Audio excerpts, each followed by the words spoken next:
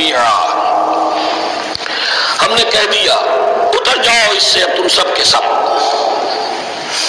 فَإِمَّا يَأْتِيَنَّكُم مِّنِّي هُدًى، اب یہاں لفظ آیا اہبطوا، یہاں بھی پہلے بھی آیا ہے. جو حضرات یہ سمجھتے ہیں کہ تخلیق آدم آسمانوں پر ہوئی ہے اور جنت بھی وہ آسمان میں ہے جہاں رکھے گئے تھے، آزمائشی یا ٹریننگ یا ڈیمانسٹریشن والی جنت، وہ یہاں حبوط کا ترجمہ کریں گے کہ آسمان سے زمین پر اترنے کا حکم دیا گیا.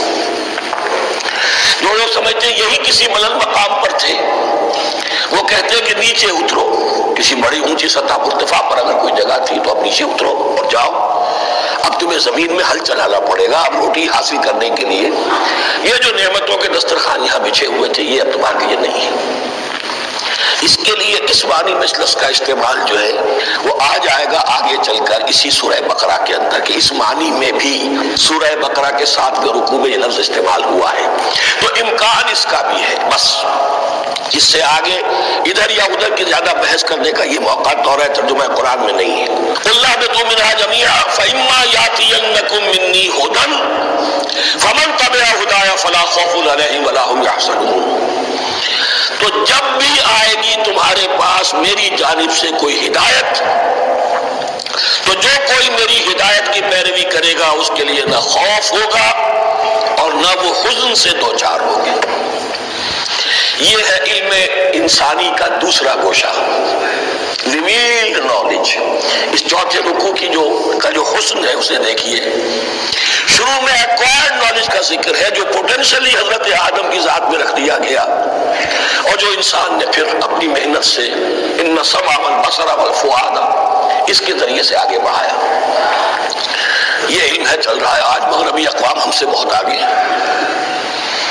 کبھی ایک زمانے میں مسلمان آگے نکل گئے تھے، لیکن ظاہر بات ہے کہ اس دنیا میں عروج تو انہی کو ہوگا جو ان چیزوں میں سب سے زیادہ اس کی آگہی حاصل ہوگی. البتہ ایک علم وہ ہے جو آسمان سے نازل ہوتا ہے، یہ گیون ہے، ریویلڈ نالج ہے، یہ وحی ہے. فَإِمَّا يَأْتِيَنَّكُم مِّنِّي هُدًى، تمہارے مقام خلافت کا تقاضا یہ ہے جو احکام ہمارے آئے، جو ہدایات ہم بھیجیں ان کو تو پوری طریقے سے اس کی پیروی کرو. فَمَن تَبِعَ هُدَايَ، جو کوئی بھی میری ہدایت کی پیروی کرے گا فَلَا خَوْفٌ عَلَيْهِمْ وَلَا هُمْ يَحْزَنُونَ وَالَّذِينَ كَفَرُوا، اور جو ناشکری کریں گے، کفر کریں گے، انکار کریں گے، وَكَذَّبُوا بِآيَاتِنَا، اور ہماری آیات کو جھٹلائیں گے، فَأُولَٰئِكَ أَصْحَابُ النَّارِ هُمْ فِيهَا خَالِدُونَ، تو وہ جہنمی ہوں گے، آگ والے ہوں گے، اس میں ہمیشہ ہمیشہ رہیں گے. یہ ہے گویا کہ چارٹر، اس نوع انسانی کو جو ابدی چارٹر اللہ نے دیا ہے، جبکہ زمین کا چارج دے دیا گیا خلیفہ کی حیثیت سے. یہاں یہ 4 رکوع جو ہے سورہ بقرہ کے جو میں نے عرض کیا تھا، قرآن کی دعوت، قرآن کا بنیادی فلسفہ، اس پر یہ جام ہے اور یہ مکی صورتوں کے مضامین کا خلاصہ. اب یہاں سے شروع ہو رہا ہے 5ویں رکوع سے مسلسل 10 رکوع، مسلسل خطاب ہے بنی اسرائیل سے. البتہ ان میں ایک تقسیم ہے. پہلے رکوع میں دعوت ہے. دعوت جب ہوتی ہے تو آمادہ کرنا، تشویق، ترغیب، دلجوئی، نرمی، یہ دعوت کے اجزاء لا ينفک ہیں. اس کے بغیر دعوت مؤثر نہیں ہوتی. لہذا ان 7 آیات میں یوں سمجھیے کہ ان 10 رکوعوں کے لیے یہ بمنزلہ فاتحہ ہے. جیسے سورہ فاتحہ 7 آیتوں کی، ایسے ہی اس دعوت سابقہ امت مسلمہ کو دعوت دی جا رہی ہے. تو کس طرح دی جا رہی ہے؟ یہ کون تھے؟ یہ بھی مسلمان ہی تو تھے نا. کافر تو ہو گئے حضور کا انکار کر کے، ورنہ وہ موسیٰ کے ماننے والے، شریعت ان کے پاس، بڑے بڑے علماء ان میں، علم کا چرچا ان میں، سب کچھ تھا. ان کو دعوت دی جا رہی ہے. لیکن میں اس لیے آپ کو چاہتا ہوں، اس کو توجہ دلا رہا ہوں، آج اگر مسلمانوں میں جو غافل ہو گئے، اپنی حقیقت کو بھول گئے، اپنے فرض منصبی سے غافل ہو گئے، دنیا کے اور قوموں کی طرح کی قوم بن کر رہ گئے، اگر کوئی ایک داعی گروہ کھڑا ہو، کوئی جماعت، کوئی فرد، اور اس سے جماعت بنے، تو ظاہر بات ہے سب سے پہلے اسے اسی امت کو دعوت دینی ہوگی. اس لیے کہ دنیا تو اسلام کو پہچانے گی اس امت کے حوالے سے. فزیشین ہیل بائی سیلف، پہلے یہ تو ٹھیک ہو صحیح اسلام کا نمونہ پیش کرے تو دنیا کو دعوت دے سکو گے، آؤ دیکھو یہ ہے اسلام۔ اس لیے ان کو جو دعوت کا اسلوب ہونا چاہیے وہ عکس ہوگا اس اسلوب کا جو ان 7 آیات میں ہمارے سامنے آ رہا ہے۔ یا بنی اسرائیل اذکروا نعمتی التی انعمت علیکم، اے بنی اسرائیل، اسرائیل کو سمجھ لیجئے یہ مرکب لفظ ہے، اسم اسی سے اسیر بنا ہے، اسیر جو کسی کا قیدی ہوتا ہے، ایل عبرانی میں اللہ کے لیے ہے، اور اسرائیل کا ترجمہ ہے عبداللہ، اللہ کا غلام، اللہ کے ساتھ بندھا ہوا اس کی اطاعت کے قلادے کے اندر۔ تو یہ اسرائیل یہ لقب ہے حضرت یعقوب علیہ السلام کا۔ ان کے 12 بیٹے تھے، 12 بیٹوں سے جو نسل چلی وہ بنی اسرائیل ہے، انہی میں حضرت موسیٰ کی بعثت ہوئی اور تورات انہیں دی گئی، پھر یہ ایک بہت بڑی امت بنے۔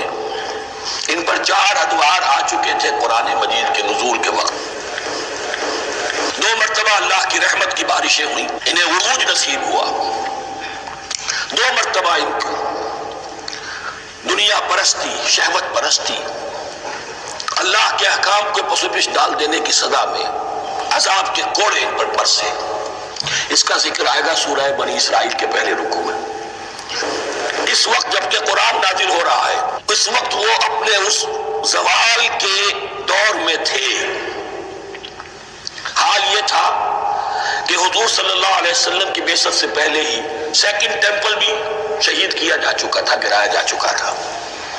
حضرت سلیمان نے جو بنایا تھا ہیکل سلیمانی، جس کو یہ 1st ٹیمپل کہتے ہیں، اسے نیبوکدنیزر نے گرا دیا تھا حضرت مسیح سے بھی کئی سو سال پہلے۔ لیکن اس کے بعد پھر یہ رومنز نے سن 70 عیسوی میں حضور کی ولادت سے 500 برس پہلے ان کا یہ یروشلم تباہ و برباد ہوا، اس میں لوگوں کو قتل کیا گیا، قتل عام ہوا، اور 2nd ٹیمپل جو ہے وہ بھی گرا دیا گیا، جو اب تک گرا پڑا ہوا ہے۔ صرف ایک ویلنگ وال ہے جس کے پاس جا کر یہودی جو ہے ماتم کر لیتے ہیں، روتے ہیں، اور اب وہ بنانے پر تلے ہوئے ہیں اپنا 3rd ٹیمپل، اس کے نقشے بن چکے ہیں، بلو پرنٹ بن چکے ہیں۔ لیکن بہرحال جس وقت قرآن نازل ہو رہا تھا یہ بہت ہی پستی میں تھے۔ اس کے بارے میں فرمایا، اے بنی اسرائیل ذرا یاد کرو میرے اس انعام کو جو تم پر ہوا۔ وہ انعام کیا ہے؟ میں نے تمہیں اپنی کتاب دی، نبوت سے سرفراز فرمایا، اپنی شریعت تمہیں عطا فرمائی، تمہیں داؤد، تمہارے اندر داؤد اور سلیمان جیسے بادشاہ اٹھائے جو بادشاہ بھی تھے، نبی بھی تھے۔ وَأَوْفُوا بِعَهْدِي، اور میرے وعدے کو پورا کرو تاکہ میں بھی اپنے وعدے کو پورا کروں۔ یہ وعدہ ہے جو کتاب استثناء جو ہے اولڈ ٹیسٹمنٹ کی، ڈیوٹرونومی، اس کے 18ویں باب کی آیت نمبر 18 اور 19 میں ہے۔ حضرت موسیٰ سے خطاب کر کے اس میں اللہ نے یہ الفاظ فرمائے، میں ان کے بھائیوں میں سے تیرے مانند ایک نبی برپا کروں گا اور اس کے منہ میں اپنا کلام ڈالوں گا، اور وہ وہی کچھ بتائے گا جو میں اس سے کہوں گا۔ یہ گویا کہ حضرت موسیٰ علیہ السلام کی امت کو بتایا جا رہا تھا کہ نبی آخر الزمان آئیں گے اور تمہیں انہیں قبول کرنا ہے۔ قرآن مجید میں اس کا بڑا تفصیلی ذکر سورہ اعراف میں آئے گا انشاءاللہ۔ لیکن یہاں فرمایا اوفوا بعہدی اوف بعہدکم، تم میرا عہد پیرا پورا کرو، میرے اس نبی کو تسلیم کرو، اس پر ایمان لاؤ، اس پر کی صدا پر لبیک کہو، تو میں تمہیں میرے انعام و اکرام اور بڑھتے چلے جائیں گے۔ وَإِيَّايَ فَارْهَبُونِ، اور صرف مجھ سے ڈرو۔ وَآمِنُوا بِمَا أَنزَلْتُ مُصَدِّقًا لِمَا مَعَكُمْ، اور ایمان لاؤ اس پر جو میں نے نازل کیا ہے، جو تمہارے پاس جو تورات ہے اس کی تصدیق کرتے ہوئے آیا ہے۔ اس کے 2 معنی ہے، ایک تو قرآن تصدیق کرتا ہے تورات کی اور انجیل کی، فیہا ھدی و نور، فیہ ھدی و نور، اور دوسرے یہ کہ قرآن اور محمد صلی اللہ علیہ وسلم ان پیشین گوئیوں کے مصداق بن کر آئے ہیں جو تورات میں تھی، ورنہ وہ پیشین گوئیاں جھوٹی ثابت ہوتی۔ ان کے مصداق کون ہے؟ قرآن اور محمد صلی اللہ علیہ وسلم۔ یہ دونوں معنی اس کے ہیں۔ وَآمِنُوا لما انزلت مصدقا لما معکم ولا تکونوا اول کافر بہ، اور دیکھو تم ہی سب سے پہلے اس کا کفر کرنے والے نہ بن جاؤ۔ تمہیں تو سب کچھ معلوم تھا، تم تو منتظر تھے، تم تو آخری نبی کے انتظار میں تھے اور ان کے حوالے سے دعائیں کیا کرتے تھے کہ اللہ اس نبی آخری زمان کے واسطے سے ہماری مدد فرما اور کافروں کے مقابلے میں ہمیں فتح عطا فرما۔ یہ آئے گا آگے چل کر اسی سورہ بقرہ کے اندر۔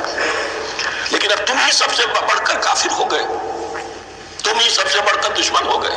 وَلَا تَكُونُوا أَوَّلَ كَافِرٍ بِهِ وَلَا تَشْتَرُوا بِآيَاتِي ثَمَنًا قَلِيلًا، اور دیکھو میری ان آیات کے عوض حقیر سی قیمت قبول نہ کرو۔ یہ آیات الہیہ ہیں، ان کو رد کر رہے ہو کس لیے؟ ہماری مسندیں، ہماری حیثیت، ہماری چودراہٹیں، کہیں ان پر کوئی آنچ نہ آ جائے۔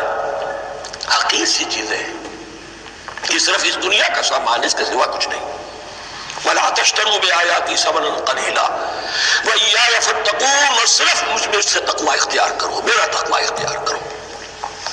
وَلَا تَلْبِسُوا الْحَقَّ بِالْبَاطِلِ وَتَكْتُمُوا الْحَقَّ وَأَنْتُمْ تَعْلَمُونَ، اور نہ گڈمٹ کرو حق کے ساتھ باطل کو، اور مت چھپاؤ حق کو، ذرا حالے کہ تم جانتے ہو۔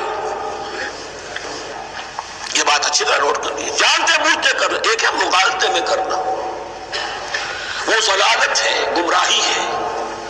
ایک جان بوجھ کر کرنا، حق کو پہچان کر اسے رد کرنا، یہ پھر اللہ تعالیٰ کے غضب کو دعوت دینا ہے، wrath of اللہ، اس کی غضب کو دعوت دینا ہے کہ حق کو پہچان کر اس کی نفی کی جائے۔ وَأَنْتُمْ تَعْلَمُونَ، علماء یہود قرآن مجید میں آگے چل کر آئے گا، ایسے پہچانتے تھے محمد کو اور قرآن کو جیسے اپنے بیٹوں کو، یعرفونہ کما یعرفون ابناہم، ایسے پہچانتے ہیں جیسے اپنے بیٹوں۔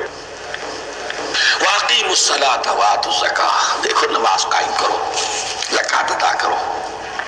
وَارْكَعُوا مَعَ الرَّاكِعِينَ، اور جھکنے والوں کے ساتھ جھکو۔ یہ اول تو رکوع کو انہوں نے اپنے ہاں سے خارج کر دیا تھا،